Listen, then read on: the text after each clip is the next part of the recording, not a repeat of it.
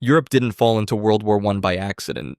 It walked into it slowly, confidently, and blindfolded. At the heart of this disaster was something meant to do the opposite of war: alliances. On paper, alliances were simple. If someone attacked you, your friends would protect you. The idea was deterrence. No one would dare start a conflict if it meant fighting multiple nations at once. But what Europe built wasn't safety, it was a trap. By the early 1900s, Europe was divided into tight groups of promises and counterpromises. Germany was tied to Austria-Hungary, France was tied to Russia, Britain was quietly leaning toward France. Each treaty had conditions, clauses, expectations, and none of them accounted for panic. These weren't loud public announcements.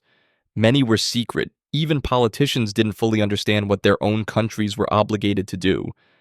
And that's where things became dangerous. Because alliances don't ask questions, they only ask for loyalty. If Austria-Hungary moved against Serbia, Russia felt compelled to protect Slavic nations. If Russia mobilized, Germany was obligated to act. If Germany moved west, France was pulled in. If France was threatened, Britain couldn't stay silent. One decision triggered another. Not because leaders wanted war, but because backing out meant betrayal. And betrayal meant isolation. The greatest irony? Every nation believed alliances would keep the peace. Instead, they removed the ability to step back. Once one country pulled the lever, everyone else was dragged along. Local problems became international obligations, diplomacy slowed down, pride sped up, and leaders began to think less like humans and more like pieces on a board. No one wanted to be the first to hesitate. No one wanted to look weak. So when tensions rose, alliances didn't calm the situation. They locked it in place. Europe was now like a room filled with loaded traps, all connected by strings.